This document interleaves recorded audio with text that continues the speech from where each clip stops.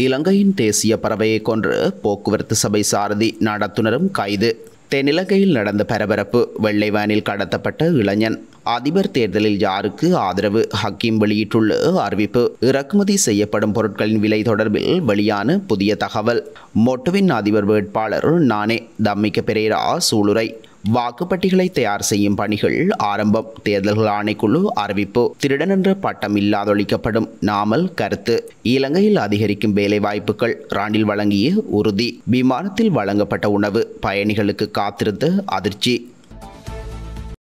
இலங்கையின் தேசிய பறவையை கொன்று அதனை எடுத்துச் சென்ற இலங்கை போக்குவரத்து சபையின் சாரதி மற்றும் நடத்துனர் கைது செய்யப்பட்டுள்ளனர். முல்லைத்தீவிலிருந்து கொழும்பு நோக்கி சென்ற பேருந்து தப்போவ வனவிலங்கு சரணாலயத்தினூடாக சென்று கொண்டிருந்த போது பறவை மீது மோதியதாக காவல்துறையினர் தெரிவித்தனர். கருகலஸ்வேவைச் சேர்ந்த வனவிலங்கு பாதுகாவலர்கள் சரணாலயத்தினூடாக வேறொரு பணிக்காக பயணித்த போது நடத்துனர் மற்றும் சாரதி பறவையை பேருந்தில் ஏற்றுவதை அவதானித்துள்ளனர். சாலியபுர சோதனை சாவடியில் பேருந்தை சோதனையிட்ட அவர்கள் இறந்த பறவையை ஓட்டுநர் இருக்கைக்கு அடையில் மறைத்து வைத்திருந்ததை கண்டுபிடித்துள்ளனர். நடத்துனர் மற்றும் சாரதி தலா ரூபாய் 1,00,000 காவல்துறை பிணையில் விடுவிக்கப்பட்டுள்ளனர். ஒரு காட்டுப்பறவையை கொன்றதற்காகவும் அதை இரகசியமாக கொண்டு செல்வதற்காகவும் அவர்கள் மீது சட்ட நடவடிக்கை எடுக்கப்பட உள்ளது. காட்டுக்கோழி இலங்கையின் தேசிய பறவை என கருகலஸ்வேவ மலைத்தொடரின் வனவிலங்கு காப்பாளர் டி ரமசிங்க குறிப்பிட்டுள்ளார். தென்னிலங்கையில் வெள்ளை வேனில் இளைஞர் ஒருவர் கடத்தப்பட்டுள்ளதாக போலீசார் தெரிவித்துள்ளனர். களுத்துறை பகுதியைச் சேர்ந்த 24 வயதுடைய இளைஞர் ஒருவரே கடத்தப்பட்டுள்ளதாக போலீஸ் நிலையத்தில் முறைப்பாடு செய்யப்பட்டுள்ளது. வெள்ளை வேனில் வந்து கும்பலால் ஹெண்டியங்கல தேவாலயத்திற்கு அருகில் வைத்து இளைஞன் கடத்திச் செல்லப்பட்டதாக போலீசார் தெரிவித்துள்ளனர்.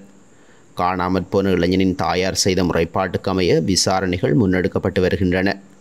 இதற்கமைய கடத்தலுடன் தொடர்புடைய நபர்கள் அடையாளம் காணப்பட்டுள்ள நிலையில் அவர்கள் தப்பிச் சென்றுள்ளதாக போலீசார் தெரிவித்துள்ளனர்.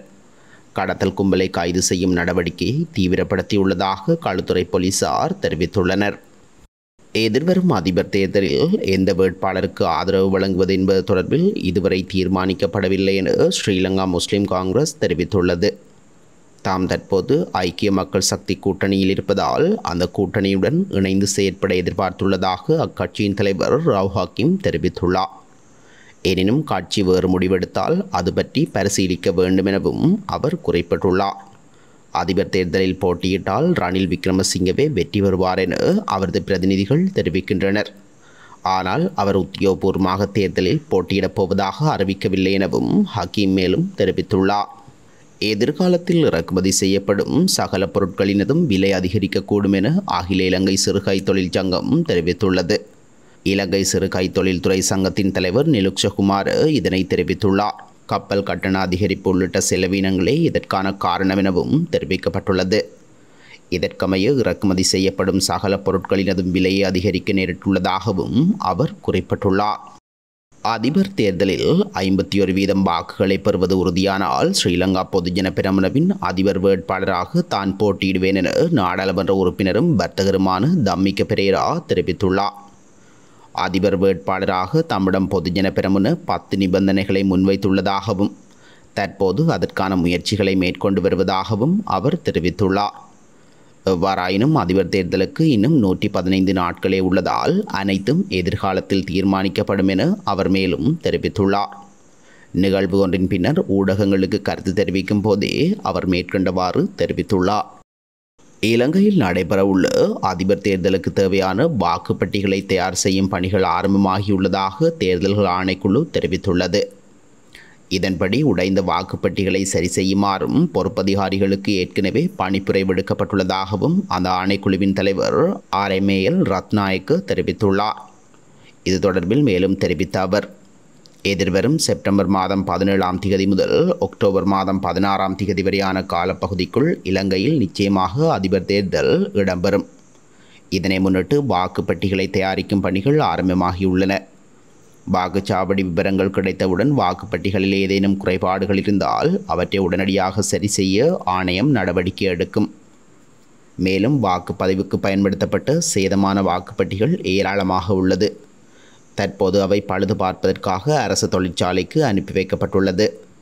இதேவேளை தேர்தலை இலக்காக கொண்டு அதிகாரிகள் கணக்கெடுப்பு விரைவில் இடம்பெறும். இது தொடர்பில் உள்ளூராட்சி தேர்தல் கண்காணிப்பு அமைப்புகளுடன் அடுத்த வாரம் கலந்துரையாட உள்ளோம்.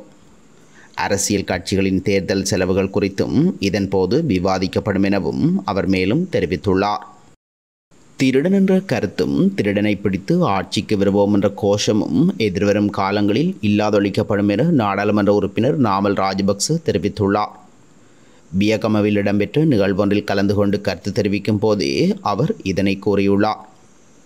இது தொடர்பாக அவர் மேலும் குறிப்பிடுகையில், நாம் ஆட்சிக்கு வந்தவுடன் கிராமி அலகுகளிலிருந்து கொழும்பு துறைமுக நகரம் வரை முன்னாள் அதிபர் மஹிந்த ராஜபக்சவால் ஆரம்பிக்கப்பட்ட செயற்றிட்டங்கள் அனைத்தும் மீள ஆரம்பிக்கப்படும். அதற்கு தேவையான தலைமைத்துவம் எம்மிடம் உள்ளதோடு அவற்றை செயற்படுத்துவதற்கான நல்ல தலைமைகளும் உள்ளன. இதேவேளை இலங்கை அரசியலால் மக்கள் குழப்பத்தில் உள்ளனர்.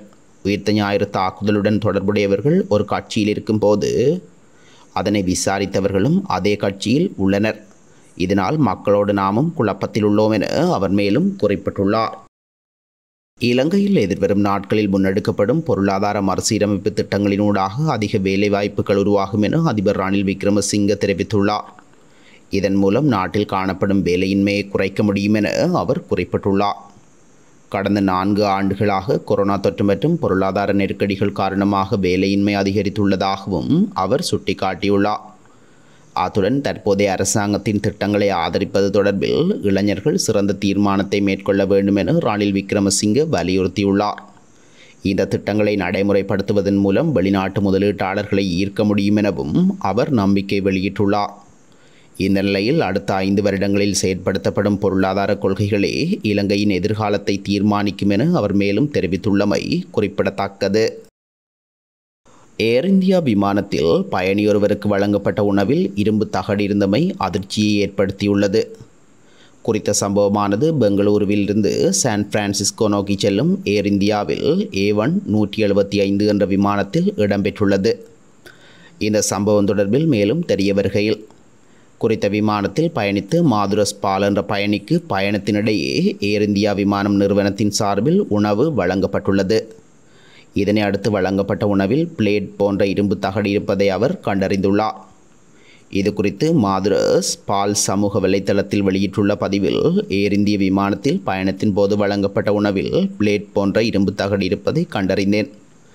உணவு மென்று சாப்பிடுவதற்கு முன்பதாக அதை கண்டறிந்தேன். இதனால் எந்தவித அசம்பாவிதமும் நிகழவில்லை என அவர் பதிவிட்டுள்ளார். இந்த சம்பவத்திற்கு விளக்கம் அளித்துள்ள ஏர் இந்தியா நிறுவனம், உணவில் பிளேட் போன்ற இரும்பு தகடு பயணி கண்டுபிடித்தது துரதிர்ஷ்டவசமான சம்பவம் என்றும், உணவு பரிமாற்றம் செய்யும் நிறுவனம் இயந்திர கத்திகளை கொண்டு காய்கறிகளை வெட்டும்போது அதில் ஒரு பகுதி உடைந்து விழுந்திருக்கலாம் எனவும் தெரிவித்துள்ளது. ஏர் இந்தியாவுக்கு உணவு பரிமாற்றம் செய்யும் கேட்டரிங் நிறுவனத்துக்கு இது குறித்து எச்சரிக்கை விடுக்கப்பட்டுள்ளதால் தொடர்ந்து இதுபோன்ற சம்பவம் நிகழாத வண்ணம் பார்த்துக் கொள்வதாகவும் ஏர் இந்தியா நிறுவனம் தெரிவித்துள்ளது.